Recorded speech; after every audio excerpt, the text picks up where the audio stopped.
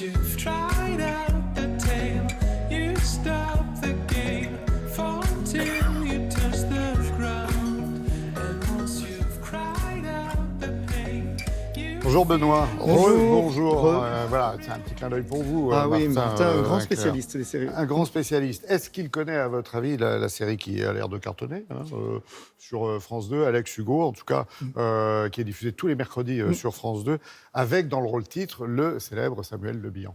Oui, Samuel Le Bihan, qui incarne à la perfection cet aventurier, cet ancien flic de Marseille qui décide d'aller dans les Alpes, dans les Hautes-Alpes pour aider la police rurale.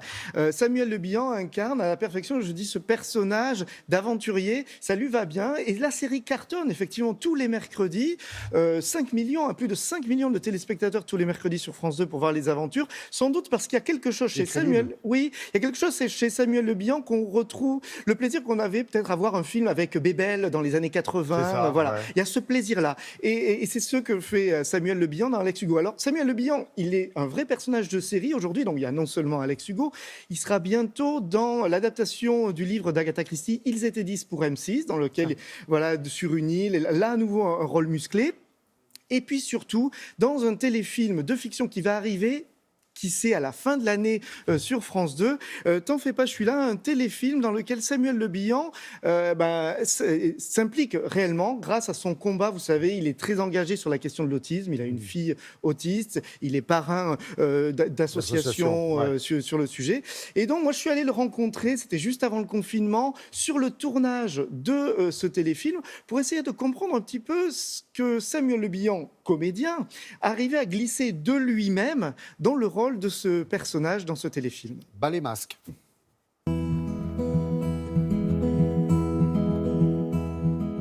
C'est un avocat d'affaires qui est assez brillant. Il n'a pas d'attache, il n'a pas de projet familial, il n'a pas de projet, même pas de couple. Et il va être obligé d'être confronté à sa paternité, celle qu'il a toujours fui. C'est ça qu'on raconte à travers la rencontre. C'est-à-dire que c'est aussi un personnage qui nous amène à la rencontre de cette particularité qu'est l'autisme, qui a un monde en soi. Et je voulais raconter la lâcheté de ce personnage. J'ai pas le sentiment d'avoir été très lâche, mais on l'est toujours un petit peu quelque part. On essaye de garder sa zone de confort. Et j'ai été comme tout le monde à un moment. J'ai voulu que mon quotidien ne se bouleverse pas, mais là, il n'y a pas le choix, ça vous bouleverse complètement. Donc j'étais vraiment très heureux du scénario, et comme on a développé une complicité avec Pierre sur Alex Hugo, j'étais en confiance, sachant exactement ce qu'on allait raconter. Là, tout à l'heure, vous allez tourner une scène où vous allez raconter une histoire à votre fils de fiction. Donc, quand vous allez être dans cette scène-là, forcément, vous allez penser à la façon dont vous êtes Samuel Le Bihan avec votre fille quand vous lui lisez une histoire. Vraiment, c'est important que les choses ne m'appartiennent pas. Et donc, que je me laisse diriger.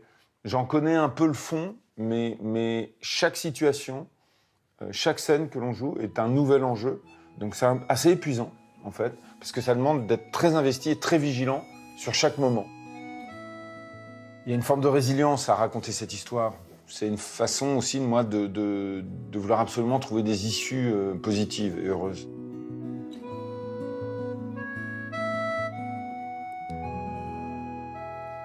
Alors, pour voir ce film, il faudra attendre quelques semaines encore. Alex Hugo, en revanche, c'est tous les mercredis sur France 2. Et alors, j'ai pour vous une petite scène inédite. Vous savez ce que c'est qu'un cliffhanger dans le... Oui. C'est quand on laisse en suspens le téléspectateur face à une fameuse scène. Et bien là, il y en a un réel cliffhanger dans le prochain épisode inédit d'Alex Hugo. On voit notre personnage qui est en pleine varap, et bien évidemment, il va se passer quelque chose qui va vous laisser avec cette envie de voir la suite. Regardez. Ah, il va décoller.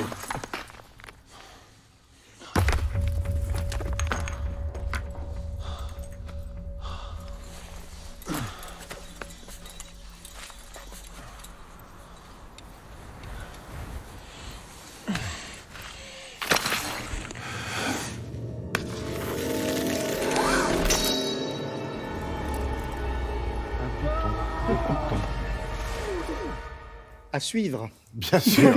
On imagine du que, on imagine que ça se termine bien. Voilà, on évoquait, on n'a pas fait exprès Agatha Christie. Ça a fait tilt dans ma tête et on vient de se rappeler qu'effectivement, elle a vu le jour un 15 septembre, mais c'était il y a 130 ans.